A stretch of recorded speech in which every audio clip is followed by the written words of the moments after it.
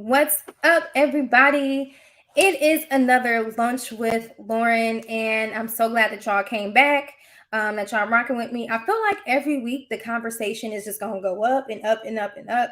And today, I'm super excited to bring to the lunch with Lauren table. This I'm gonna call it like it's the lunch table. We're gonna bring to the lunch table black belt. The name on YouTube is Dojo of Manhood. Let's show him some love. What's up? What's going on? What's going on? I'm happy to be here. Listen, we have been trying to do this and I rescheduled. I always be putting myself I always be basically calling myself out about the, just not being consistent. But I do that so I can hold myself accountable and y'all can hold me accountable too. So I really appreciate you for making time today. Nah, for sure.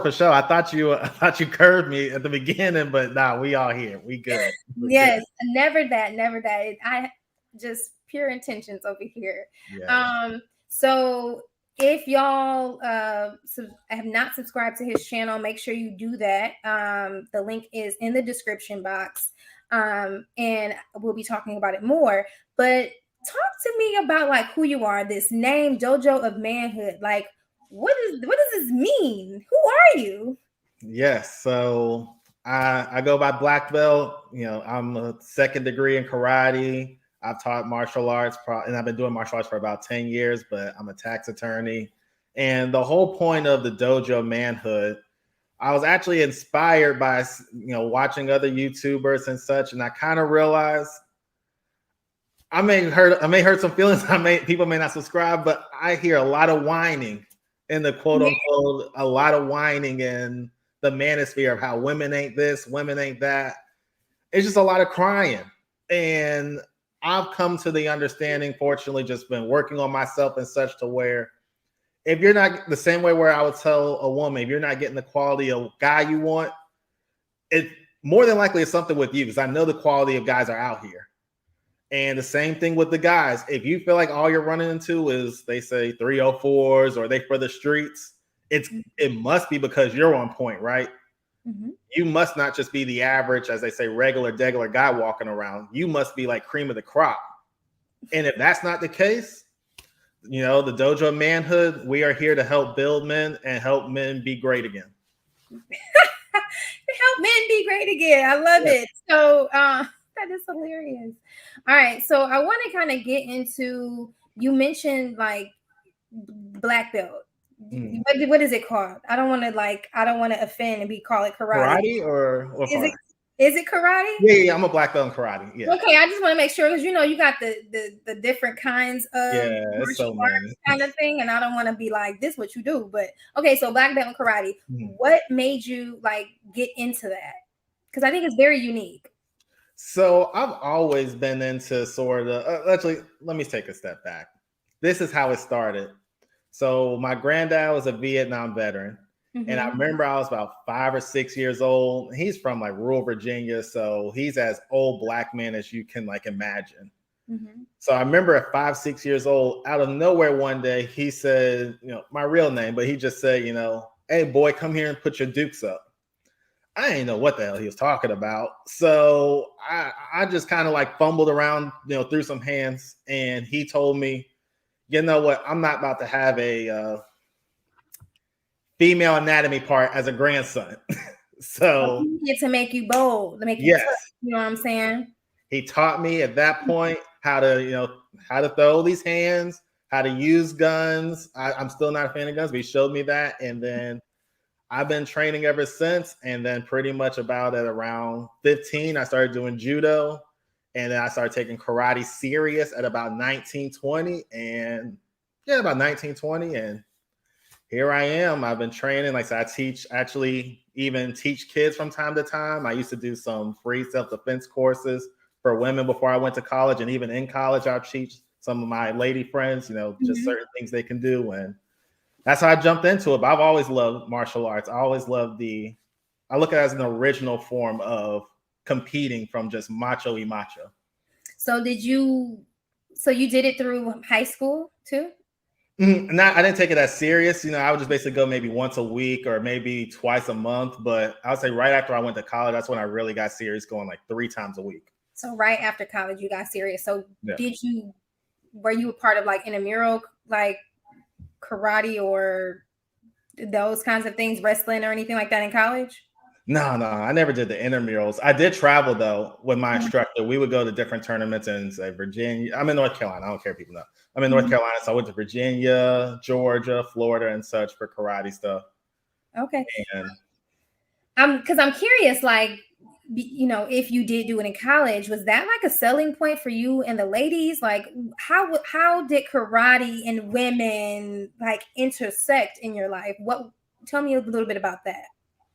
I was a late bloomer actually with ladies. And this is why I feel like I could talk about this to my channel, to where I'm not one of the guys who just women loved me from the second I was born and I was just grabbing any woman I wanted. When I was doing karate in the beginning, I didn't even think women cared about that. So I would never even bring it up. And I was just socially awkward. So I would just kind of be in my own world.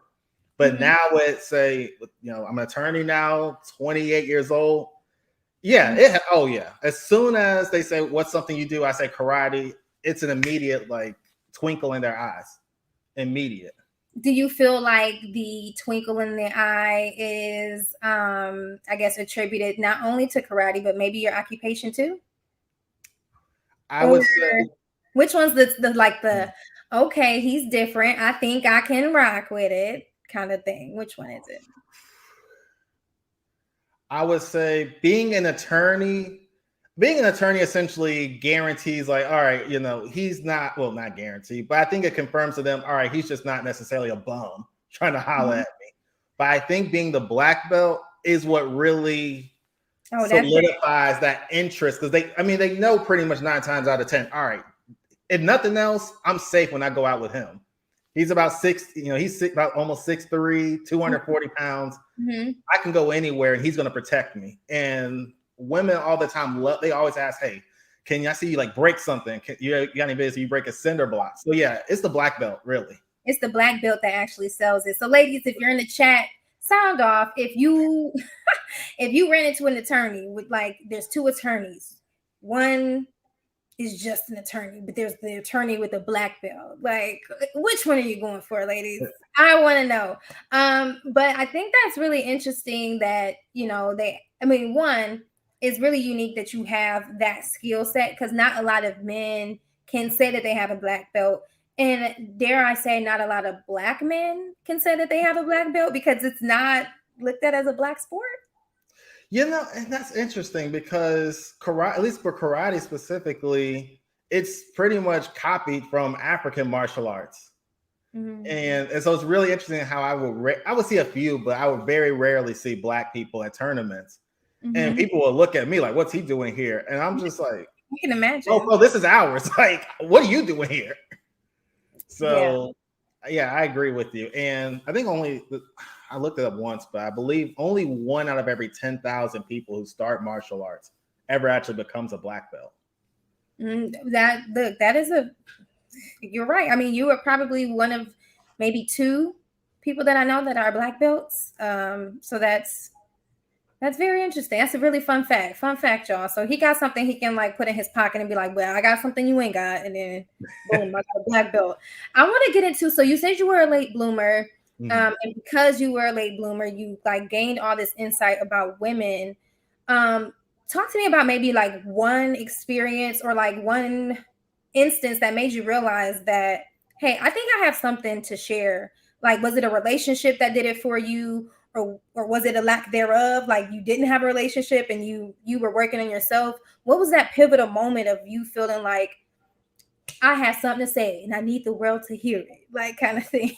Yeah, I would say it pretty much started in law school, to where throughout law school, and especially now in my first year of practice, to where people would ask me for advice, just in terms of, not even just forget like women, just in terms of, hey, how do I do this in life? Either get my credit score up, or how do I get my money up, or just things like that. Mm-hmm. And I kind of realized, especially in this aspect with women, since I wasn't getting a whole lot of attention from them in the beginning of my life, I had to focus on developing skills because I ain't got no women to distract me.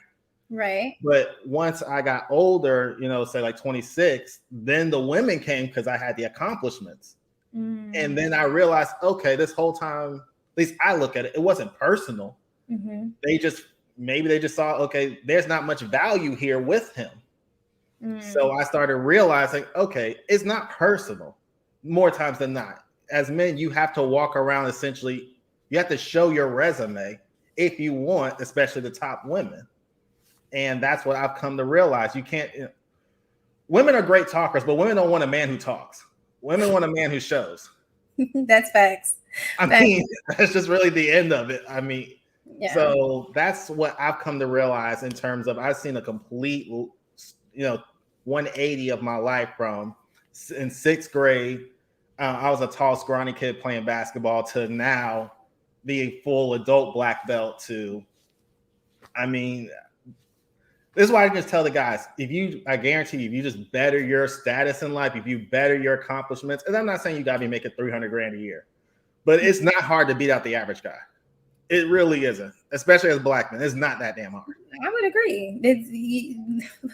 Black men can breathe differently in a room full of other black men and be like, oh, he's, stuck out. He stands out. So, you're right. I do feel like some black men can apply themselves a little bit more, and that would kick them up by like 5 or 6 notches in my book. This is a very random question, and it just popped in my mind. Like, on a scale from like 0 to Kevin Samuels, where would you rank in terms of ideology? Where would you rank yourself? Because there's a follow-up question too, obviously, but you may not believe me, but I don't watch Kevin Samuels that much. It's not that I have it's not that I don't like him or anything, but I don't know a whole lot about what he likes. Not what he likes, but what he says. I've heard a couple things. I personally don't date moms. I did that long before I ever heard of Kevin Samuels. I don't date moms, but I also, at the same time, I don't want kids. So that also impacts a lot of my dating. You want to be married? I'm open to it, but I'm not committed to it. Okay. So when you date, because you don't want to be married and you don't want kids, what's the purpose of dating to you? My purpose is companionship, and I enjoy being around women. Women are pretty. What man doesn't? Okay. Yeah, and I don't think, at least the way I see it, as I don't need to have children per se to have a legacy. So I already. Oh, sorry. Go ahead. Well, you can answer that. I'll ask my question after you finish. I was gonna say. So another thing is, I'm not against marriage. Now I'm just saying, if it happens, it happens. If it doesn't, I'm not gonna, boo-hoo about it. But I don't feel like I need children to have a legacy. The way I look at it is this: if I'm not able to leave a mark without just making a genetic footprint on the planet, then I look at myself and say, I must not have been that valuable to impact the people who are already here. And I could help someone in a tangible sense who's already existing, which is why I look at it as wealthy people. Most wealthy people already have kids, but they didn't stop there. They went and, built a hospital wing, or they purchased a building on campus to get their name named after. Like, there are other ways, or charity funds, Bill Gates Foundation. There's so many different ways. So do you feel like that is your definition of legacy building, is through philanthropic endeavors and or I guess serving on a board or a committee? Like, how do you build legacy without the family structure? That's what I would say. It pretty much has to do with, how many people can I help who are immediately already here? Because the way I look at it is, if I can't help, say, my best friend in terms of teaching him how to go from a 600 credit score to an 820, that eventually he'll be able to tell his kids, and his kids may tell his friends, and it just continues there. If I can't teach someone who's already here something of value that can transcend either their generation or it can go to the next 3 people they know, I don't see how I'm gonna have value in just by having a kid and continuing my biological legacy. But I think there's no one way to have a legacy. I'm just saying, I think it's more, that's my way of going about it. Oh, you went on mute. I'm not here to convince you to have kids, but I am very interested because I think this is the first time like I've actually run into a man that at least says that they don't even want a son, because typically men are like, I want a son, to but this is the first. So I think the question that that I'm curious of is, can't you basically, well, one, I don't think we have the ability or power to make someone like articulate the impact that they have. Typically, like, so for example, being on YouTube, I will never know the impact that I've made on other people unless they say. So True. it sounds like you're setting, I don't want to say setting yourself up for disappointment, but it sounds that way if you're basing your footprint off of how someone else's feel. Because if they don't communicate that, or if they don't articulate like, thank you, this was very, like, how do you measure your impact? And I would arguably say that children oftentimes is a good indicator because of like how they're raised, how they grow up, right? You're able to like instill your values onto someone else, and they have the option to either accept it or reject it, right? And you kind of see the fruits of your labor versus judging your fruits of your labor based on objective things like, or point of views in a sense. Like if you dedicating your life to a job, how do you measure growth? It's through promotion, or it's through feedback loops, or whatever, right? So I'm just curious about that. Like I just don't want you to go through life basing your your footprint or your legacy off of how someone else perceives you, or whether or not they actually got something from your existence, if that makes sense. No, that makes sense. Let me clarify into a way of how I'm able to judge that Yeah. from a direct experience. One way I'm able to judge that is right now, where one of the students I actually trained in martial arts, one of the at-risk youth, where they went from necessarily pretty much guaranteed going to be a dropout at 10th grade to now they're a sophomore at, I won't say a university, it doesn't matter, at Clemson University. Mm-hmm. And they're in the engineering program. And I talk to them and they say, they thank you so much. I appreciate you taking the time because no one else is making time for me. Mm-hmm. Something like that. Or whenever I do work with, as I mentioned, I do self-defense for women. And anytime a woman thanks me in terms of say, hey, I really appreciate what you showed me. It made sense. You made me feel more comfortable now around men, because now I don't think all men are trying to grab me or want something from me, or I know what to do if something happens. That type of thing. I'm not saying that fully replaces having a child. I'm not trying to say that. But what I'm saying is this. To me, that's more than enough. When I hear those types of things, I'm not out here searching, will someone please say black belt help me? No. Whoever wants my help, I give it. And you know what? If I've learned more times than not, if you really provide someone value, they're more than happy to tell you yes. I mean, thank you. I don't know why when you said that, I envisioned like a superhero, like black belt to the rescue kind of thing. Absolutely not. I ain't here. Absolutely not. Okay, last thing on kids, and now I'm gonna move on because dang, I think I just lost it. It was about kids. Oh, what is it like? Okay, I'm going to get technical a little bit. Like, what is it about kids? Are they too expensive? Is it too much responsibility? I think kids are a joy. I've never had this parent, oh, go ahead. Sorry. Are you an only child? No, I'm the youngest of 3. Okay, yeah, you got to explain this because it's like you grew up with siblings, like. And I love my siblings, but I've never had this parent fever ever in my life. It's just not something I've ever had any interest in. Maybe we need to just redefine parent roles for you, because I'm off of it because I said that was the last comment, but y'all, how else is there going to be like many black belt dojos of manhoods in the world? Like how else are we going to duplicate your mind? I think about like Martin Luther King and his kids. They didn't necessarily go in the same direction as him in terms of being a civil rights leader, but they kind of have his voice and use them in spaces and places that bring change. You can say that. You can say the same thing about Malcolm X's kids and anybody else that's really influential. And so, yeah, you're not afraid of your legacy like fading away when the building crumbles down or the wing of the hospital closes. Absolutely not. Oh my God. Absolutely not. All right, I'm gonna move on. We gonna move on, people, y'all. I do Okay. want to say to the other thing of Kevin Samuels, where I already mentioned I know he doesn't necessarily, I don't want to say he doesn't approve of it, but he's got a thing about, baby mamas or single mothers. The other thing I would say that I've heard is,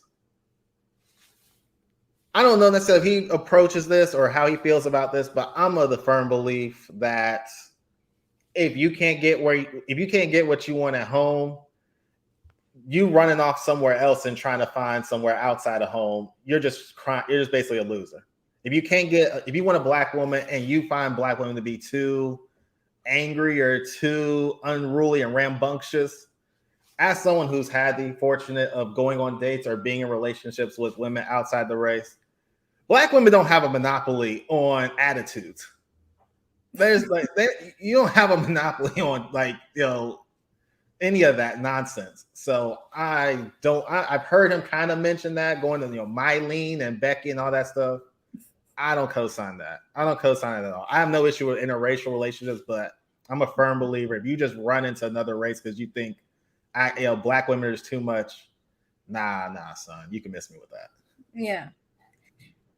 I'm a huge proponent of us staying within our community. I'm sure if y'all go back and watch other Lapeef Network shows or whatever, you will hear my views on that. But we're not going to get into that. We're going to whatever you want. But I'm just saying, I'm about to say I agree with you. Yeah. I was going to say, we're going to get into basically good guys finishing last. So like, do you believe that? What does good guys finishing last look like to you? And then we'll just talk a little bit about that because I hear that often. Do good guys finish last? I would say, in a way, yes. But I think this is something I try to focus on in terms of my channel. I don't want to necessarily be a good man because that's so subjective and that depends on who you're asking. I want to focus on being good or being great at being a man. In terms of being a man, those are things that are generally going to be a little more structured and tangible. What does a man do generally? A man provides. He protects. He leads. He could be, maybe the lady could be, but he's the disciplinarian. He brings the structure and organization. Those are the types of things where I think of it as that's good at being a man. Whereas being a good man, I don't know. For example, I don't know the gentleman, the rapper, the Baby. But since the whole thing happened, a lot of people are saying, "Oh, he's a bad guy. He's a bad guy." I don't know. I don't know in real life. What I do know is I'm pretty confident his children are better provided for than majority of people talking about him on IG and Twitter. And I don't have all the.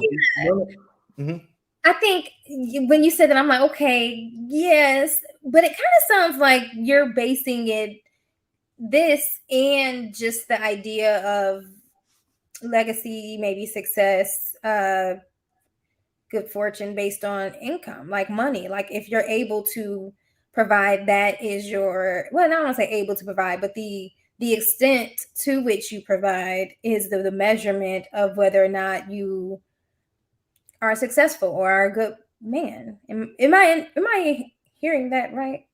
No, absolutely not. I think that, or I don't think that. I would say I know money. It doesn't necessarily require money, but I'm the last person who's going to say money's not a prerequisite of it. But if you don't have money, it does not preclude you from being great at being a man. We just seen King Richard. Yeah. Had no money whatsoever. But key thing there is, okay, well, we brought that up because we're not comparing the Baby and the Williams' dad, Richard. True.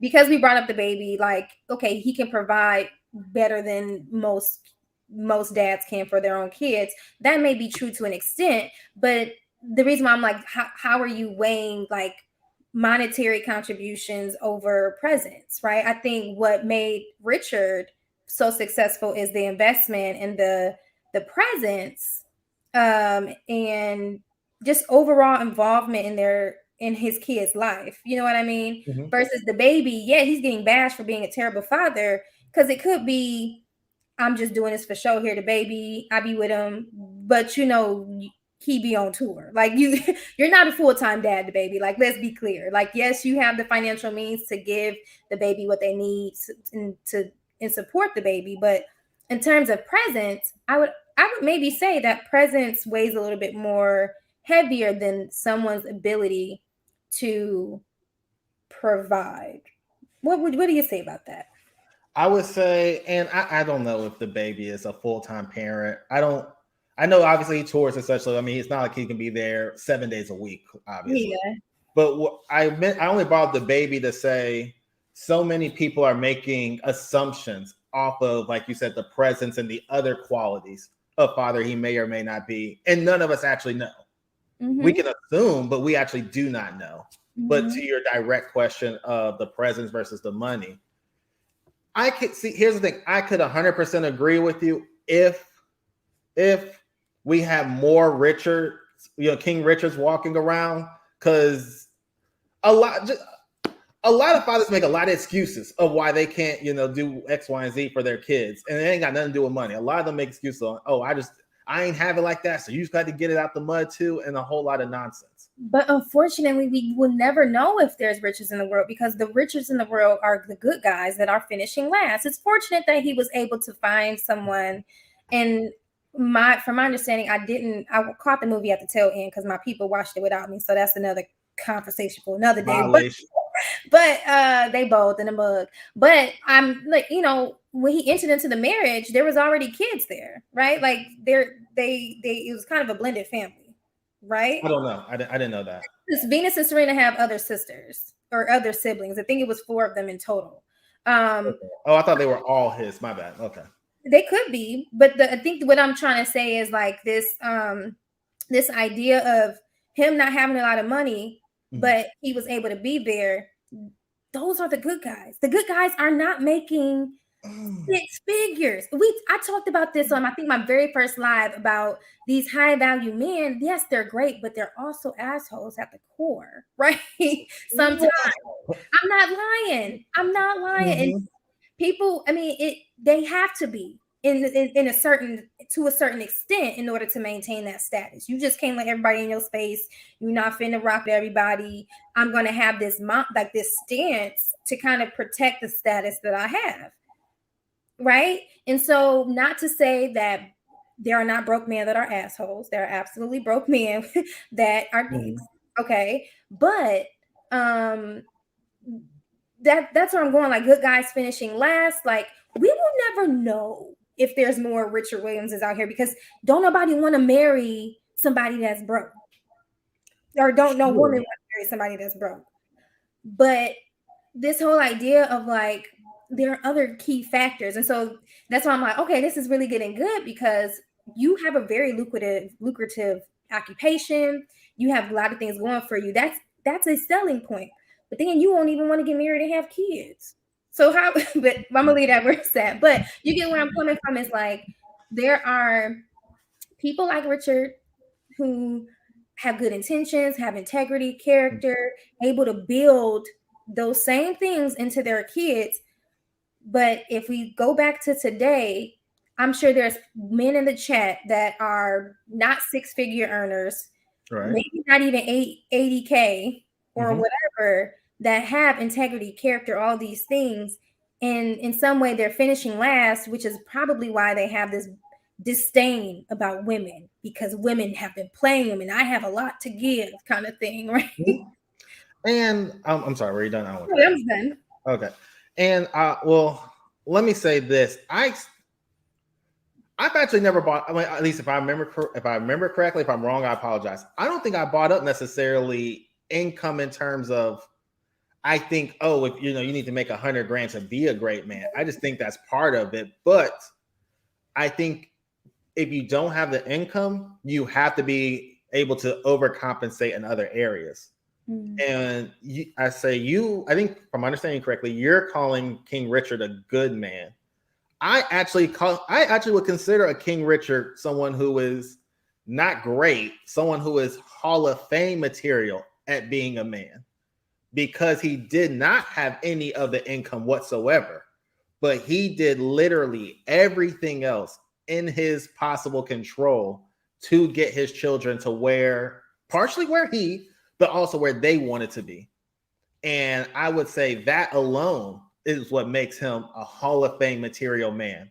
I don't necessarily see him as because he defied the odds in a way of like overcoming it by not having enough. He made it enough, kind of thing. I mean, yes, actually getting the results does matter. Right. Like that we cannot ignore. You can have all the great intentions, and I can have all the great intentions in the world of being great at my job. If I'm terrible, my job's going to fire me. Right. But it's also, as I said, his intentionality, him writing that 78-page thing. I mean, most guys, whether you want to say high value guys, average guys, trash barrel guys, most guys aren't doing that. I mean, like I say, he literally put all his brain power, all his effort, all his blood, sweat, and tears into those girls. So at this point, he's one of the exceptions where I'll say income be damned, because he really maxed out everything he had to his capabilities. Yeah. So I see him as an unbelievably amazing, mythical man. Yeah. And when I say not a good man. Yeah, and when I say good man, it's not necessarily like good, better, best kind of thing. It's not a ranking thing, but just more so like a phrase, a good guy, right? And when I say good guys, the good guys in my mind are the ones that do have high integrity and character and morals. Like they have these things that are innately in them that make them that solid dude that you just explained. But unfortunately, that's not what women are going for. They're going for the savages of the world. They're going for the futures. They're going for the babies. They're going for all like the men that will treat you like trash. That the only lever that those men have sometimes is money. To dang on and be like, this is why they want me, right? But I do want to shout out and champion the men that are, like you said, making it happen day to day, that have the character, morals, integrity, all of those things. But unfortunately, they're not seeing the results from the women. Like the women are not coming, and as a result, I feel like maybe the family structure is like suffering because women aren't going for the good guys. Yeah. I definitely get what you're saying. And I'm not just saying per se, it's all gravy land for guys who just, all you got to do is be average, or all you got to do is make a certain amount of money and it's all good. I'm definitely not saying that. And that's why one thing I wanted to highlight was, I didn't mention anything about necessarily how much I make now. I wanted to highlight, I was able to build and show attributes of I could physically protect. I could teach her something about, not necessarily my finance, but I could teach her something about finance. Or I didn't mention this earlier, but I speak other languages. I could teach her something in that aspect. So there are other things other than income. I agree. And some of these things are free. It's free to read about credit score, how to increase that. It's free to learn a language. Like some of these things is just, you're not trying. And here's the thing. I don't blame women for trying to get the best income guy they can get. And the reason why I say that is because this isn't black belt's opinion. The statistics show this. The average guy is struggling in America across any race. The average guy is struggling. And that's just throughout all generations. Women are trying to get the most powerful stature of man they can. Now, I could definitely go at women of how they choose that guy or maybe they're mistaken into thinking because he shows this, or he may have this, it leads to something else. But I can't blame women for that. And that's why I just say there are things where you can improve your quality and your value as a man that completely separate from income, which is why I say King Richard is all-time great. Not think you brought it all back together. Absolutely. Sorry, I rambled a little bit. But. No, I'm glad you did, because I mean it definitely brought it all together. Like outside of these like normal or not normal, but these like popular things that people speak of, there are other things about you as a man, not you, but men that are watching. There's other things about you as a man that you can develop and that you should develop, and then you will see the results, right? Like you said, this is not a one thing that will make you like level up. It's not just the money. There are other things that go with it. Because like you said, that's what sets you apart. That's what set King Richard apart. Yes. And if I may say to the guys, like you said, money's not going to get you to the promised land. Like if you want, I hate to put you on spot, but if you want, say, a Lauren Melissa, or if you want like a top tier lady, money's not going to just be your, fix it button.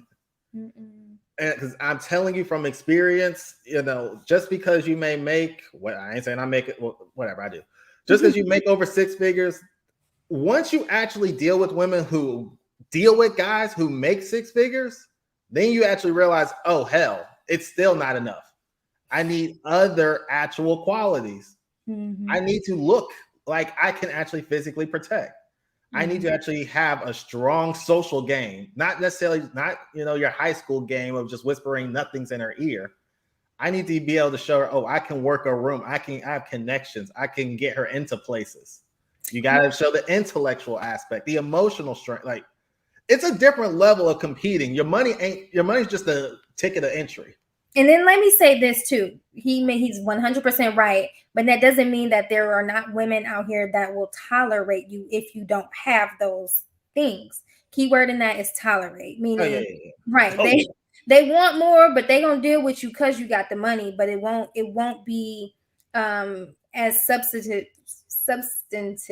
I can't even say the word, as you want, right? It's not going to be what you desire, because at some point you as a man is going to feel used, like you're only using me for my money, you know what I mean? Like there's got to be something else for the woman to kind of like want or desire from you, or at least I'm speaking for myself, because like I said, there are savages out here, there are women out here that don't care and just only want the money. Okay, the Brittany Renters of the world. I think that's her name. For anybody else that's just out here for the check. I'm not one of those women. But I just want to like point that out. But yeah, this is. I think you're definitely coming up from it from a like you said, a different perspective, and not necessarily placing all the blame on women. Women need to do this, women need to do this, women need to do that, but it's more so like, yes, acknowledging women, we could use some work, but then also men, there's additional stuff that you have to do. So that's what I'm hearing, where your perspective is coming from. It's like building, like making men great again, building men to where they are able to kind of like be great, right? Yeah. When you make yourself great as a man, basically your options are endless, and not just talking about women. Your life is just automatically gets better. People want to be around you. People want to, they want your proximity. And I'm not saying that as if I've arrived and, I got a Phantom Rolls Royce outside. I don't. I'm not saying that. But you can just tell as a man, especially when you actually improve yourself, everything is going to be it's going to be a side effect of you focusing on improving yourself. And I want to also be clear, fellas, it makes I do not shame women for wanting a guy with money. I mean, that's just absurd. No. Right. I won't ask you, but most women I've dated, none of them want to do their honeymoon or go on vacation in a city that's 20 miles away. No. They're trying to get that passport stamp. Eventually, not saying on the first time, but eventually they want to get that passport stamp. Eventually, they want to be able to walk into, they want to walk into Lenox Mall and actually be able to go into the Chanel store and leave with something, not just window shop. I can't blame women for that. Yeah. I can't blame them. I can't blame them the same way for men. You want a woman who guys gawk at, who they wish they could be with her. How can I get mad at her for wanting, a Louis V bag, but think, what? You want a woman who's basically the next America's Next Top Model? Yeah, that's cool. You ain't gotta do nothing for that. Nah, son, we ain't doing that. Yeah, I appreciate the realness. This is definitely been one of the most interesting lives that I've had. I'm still hung up on you and the family structure, but I'm gonna let We it can run. talk about it if you want. I ain't got nothing else to say. I just, it's the first time for everything. I think this is the first time. The first time I actually heard a man definitively say, "I ain't trying to have kids," like, right, or I don't want to be married. I always run into kids like, I mean, I'm open. If it happened, it happened. That, like, I run into a lot of those men. So it's just really interesting. I can't wait to like see your growth and like years from now on YouTube and even in life, because I think you're gonna get married. You're gonna run into some chick and you be like, I might get married, yeah. You're gonna get married, you're gonna have a kid. I will say this caveat because I think I misled you a bit when I said I don't want kids. I say I do not want kids because I don't want to give any false, not saying to you directly, but I don't want to give false hope to any woman. So I tell them I don't want kids at least at the youngest 50 years old if I change my mind. Like I'm not going to consider it until then. So pretty much for most women, they hear he don't want kids. So you're going to marry younger, like at least 15 years younger than you. Because how you going? I'm okay to adopting. Oh, okay, we getting somewhere. Okay. No, but again, that's if I even change my mind. I don't want kids, but I tell women that so that it's very clear. Oh, he ain't looking for nothing no time soon, and I got to decide if I want to be around here for the next 20 years. I appreciate the clarity, and I appreciate you for being open and honest. I think more people should be honest about what the direction that they're going in, both men and women, in terms of like long-term goals, because I think that is a point of contention in relationships moving forward. But y'all heard it here first on Lunch with Lauren. Just make sure you tag the little timestamp, and so when he does actually have a baby, y'all will know. I can make a reaction video from this video. He's definitely going to have a kid before the age of 50, whether he likes it or not. Maybe 49 and a half. I don't know. That's hilarious. So, all right, y'all. If you like this live, make sure you click the like button, number one. But number two, make sure you share it.